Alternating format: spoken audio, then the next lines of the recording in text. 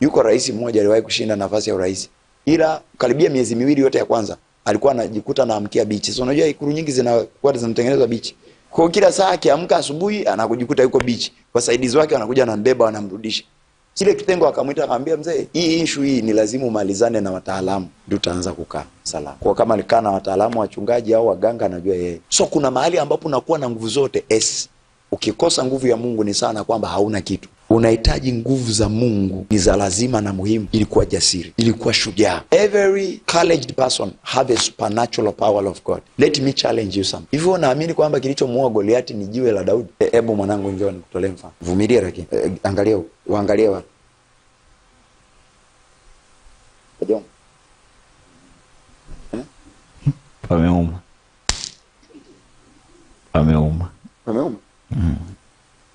Kweli? Ndio. Unajali? Nimevumilia. Umevumilia? Yes. This is my son, so it's okay.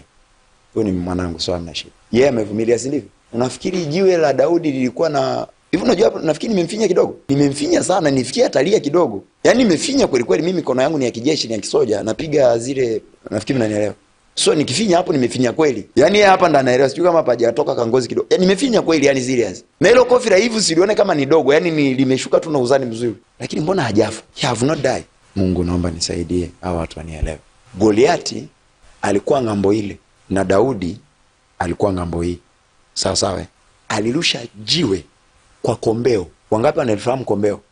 Kombeo ni kitambaa fulani unakitengeneza namna fulani, alafu unatumia kurusha jiwe kama manati. Ila jiwe linalokuwa linakaa kwenye kombeo linakuwa ni kubwa. Lakini hata uwe na nguvu kiasi gani, likimpiga mtu haliwezi kumtoboa. Hasa kwa umbali ule ambao Biblia inafanya inaeleza. Palikuwa na umbali fulani. Fikiria lile jiwe lilisafiri, pamoja na kwamba Daudi alikuwa ni mjuzi wa kulenga. Alikuwa na ujuzi wa kulenga, lakini alimpiga jiwe hili. Haisemi mawili. Biblia inasema lile jiwe likaingia kwenye komwe lake. Goliati, mtu wa miraba 10 na ngapi, akaanguka chini. Akaenda akachukua, kwani Daudi alikuwa na upanga? Hapana, si ndivyo? Akaenda akachomoa upanga wa nani? Unajua uzani wa upanga wa Goliati? Nitakuja kufanya hapo research kwa, lakini it is a lot of pounds. Yaani ni upanga mzito sana. Akauchukua ule upanga, labda alishikiliziana na ndugu zake. Kwa sababu Goliati alikuwa ni miraba. Do you know kwamba kwa kimo cha Goliati hapa ni padogo? Urefu hapa. Msimfikirie Goliati kama mwanadamu. Goliati alikuwa ni moja kati ya wanefiri, wana wa Anak. Wale watu alikuwa anakuangalia wewe kama panzi. Oh my God. Lishandala bakaina. Unaposikia wapelelezi wameenda kwenye ile nchi, wanasema sisi mbele ya hawa watu ni kama panzi. Usikafikiri walikuwa wana exaggerate story. Ndivyo ilivyokuwa. Yaani Goliati wao walikuwa hivi, alafu wanaona kichwa kipo kule kwenye hisia juu kule. That Goliath. Msifikiri Goliath ni kama hao Wayahudi mnaoona hao watu warefu kama wa Masai. No. Hao Wachaga kule Lombo ni warefu harao tofauti na watu wa Iringa. Usikafikiri ndio Goliath alikuwa anafanania hivyo, no.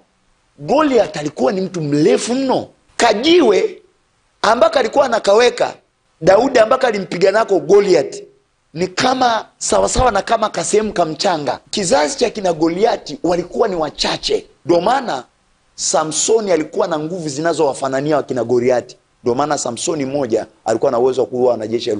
Alikuwa na angelic power. What the kind of power Samson did he have? It is angelic power. Ni nguvu kama za malaika. Very powerful. Sahau kabisa kuwashinda wachawi kwa nguvu zako za kijijini. Sahau kushinda washirikina kwa usomi wa chuo kikuu. Sahau kabisa. Wewe unaona vidada fulani havina shape, havina sura, vinaolewa kabla yako. Sahau. Haufanikiwi kwa sababu una vitu fulani vinavyovutia, kwa sababu uko na nguvu ya Mungu. Mimi naliangalia bunge la Jamhuri ya Muungano wa Tanzania. Kuna wabunge ambao wana sifa ya kuchaguliwa hata kwa kula tatu. Wanalala bungeni asubuhi mpaka jioni. Hawajawahi kuchangia hoja tangia bunge linaanza mpaka bunge linaenda kuvunjwa. Lakini kupe story, wanarudi tena. Kuna watu, nawafundisha watu ambao naamini mna akili timamu. Kuna watu kwenye hili taifa huwaondoi kwa usomi, huwaondoi kwa connection, kwa sababu connection wanazo kuliko wewe. Na wao pia ndo connection yako. Yaani ukiwapata umeshapata chama kizima. Ukipata umeshaipata nchi nzima. Mimi niwaambieni nyewe watu, mnajua kuna watu sasa hivi ukionana nao leo akakupenda, kesho naenda kuonana na rais wa nchi. Niongee na watu wa mtandaoni. Nyewe watu wa mtandaoni mnanisikia labda. Kuna mtu ukiona naye leo sasa hivi hapa, this time now, unaingia Ikulu tomorrow, there are people you meet them, you have met the right connection. So usifikiria utapenya kwa uzoefu, usifikiri utapenya kwa connection, usifikiri utapenya kwa ujuaji, usifikiri utapenya kwa jinsi unavyoweza wewe. Watu wa Mungu, mimi niulize swali, unafanya biashara jirani na mtu ambaye ametoa kafara ya mama yake, unamshindaje?